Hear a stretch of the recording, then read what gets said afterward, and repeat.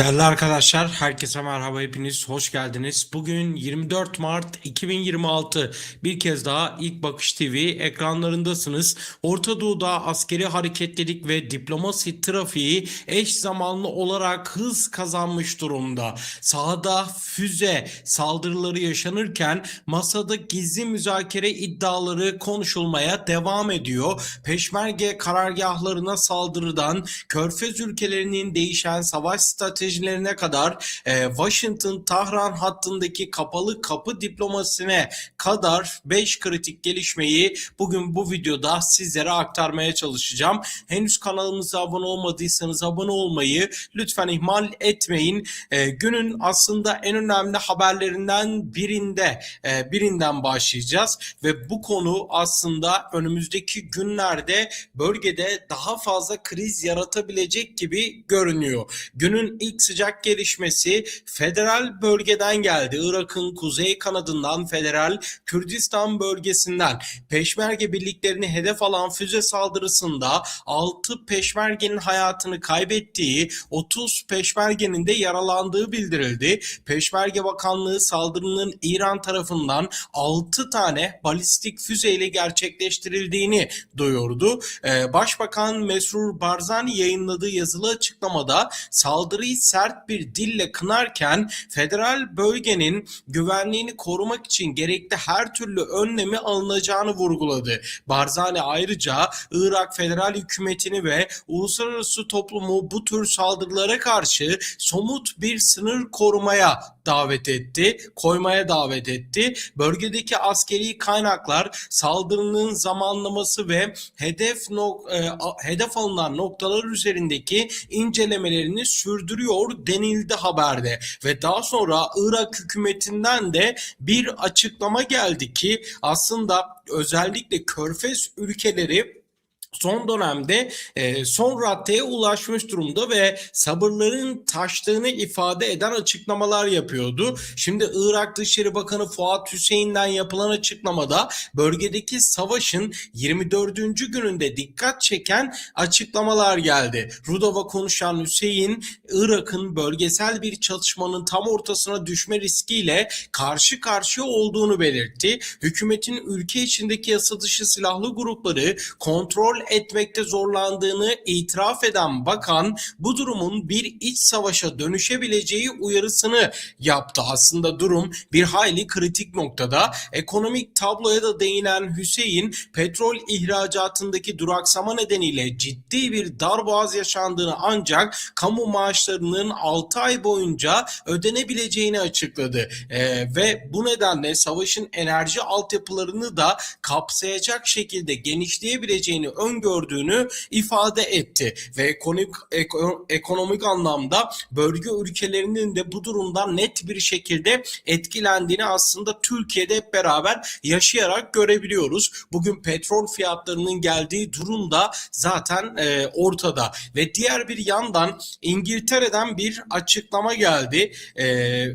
Uzun vadeli bir savaşa hazırlanıyoruz denildi. Aslında durum hiç de öyle işte bahsedilen, iddia edilen gibi arka kapılar arkasında diplomasiler var, işte görüşmeler var deniliyor ama özellikle bu açıklamalar da devam ediyor. Avrupa cephesinden de hazırlıklar artmaya devam ederken İngiltere Başbakanı Keir Starmer parlamentoda yaptığı konuşmada Orta Doğu'daki gerilimin uzun vadeli bir aşamaya evrilebileceğini söyledi ve Starmer hükümetin bu ihtimale göre stratejik planlamalarını güncellediğini belirtti. Bu kapsamda Körfez bölgesindeki müttefikleri korumak amacıyla Bahreyn'e kısa menzilli hava savunma sistemlerinin acil olarak gönderildiğini duyuran Starmer, benzer adımların Kuveyt ve Suudi Arabistan içinde planlandığını açıkladı. İngiltere'nin 18 Mart'tan itibaren bölgedeki askeri desteğini arttırma kararı aldığı ve müttefikleri için füze tedarikini gündeme getirdiği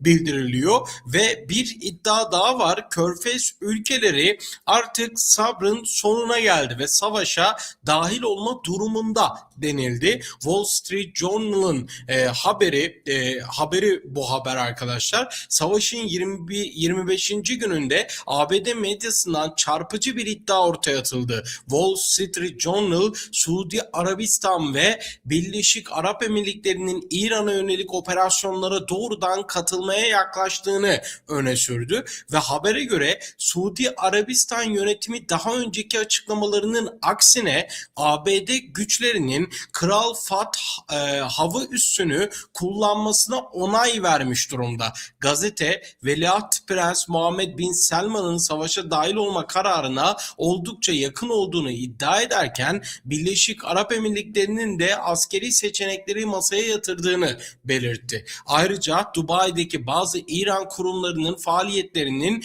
durdurulduğu iddiaları da bölgedeki diplomatik kanalların daraldığının bir işareti olarak yorumlanıyor. Yani tam anlamıyla, aslında kelimenin tam anlamıyla ortalık tamamen karışma noktasına geldi ve önümüzdeki günlerde Körfez ülkeleri de eğer bu savaşa tamamıyla dahil olursa ortalık bir hayli karışacak. Orta Doğu'da o zaman işte taşlar yerinden oynuyor diyebileceğiz ve diğer bir yandan bir haber var. Dünden beri dolaşımda aslında hem ABD cephesinden hem de İran cephesinden iddialar var. Askeri hareketliliğin gölgesinde kalan en kritik iddia ise gizli müzakerelerle ilgili arkadaşlar. Az önce de ifade ettiğim gibi işte bazı haberler, bazı açıklamalar var. İran Dışişleri Bakanı Abbas Erakçı'nın İran lideri Müşteba Hamaney'in ABD ile görüşmelere onay verdiğini Washington'a gizlice ilettiği öne sürüldü. İsrail basınında yer alan haberlere göre Arakçı bu mesajı Trump'ın Orta Doğu özel temsilcisi Steve Witkoff'a ulaştırdı.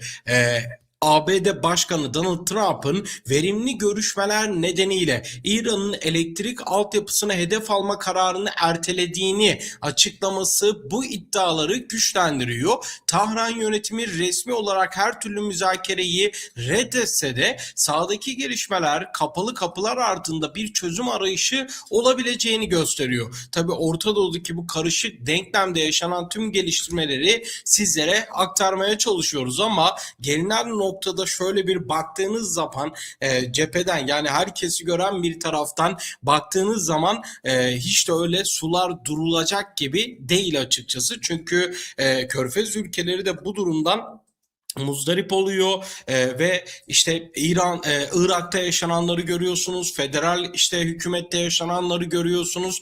Dolayısıyla tüm bunların bedeli, bunların faturası bölge için çok ağır olacak gibi açıkçası görünüyor. Tabii süreci yakından takip etmeye de devam edeceğiz arkadaşlar. Sizlerden ricamızdır, özellikle henüz kanalımıza abone olmadıysanız abone olmayı, bildirim zilini mutlaka tümü olarak işaretlemeyi ve son olarak sizlerden ricamızdır bu videoyu beğenmeyi lütfen ihmal etmeyin.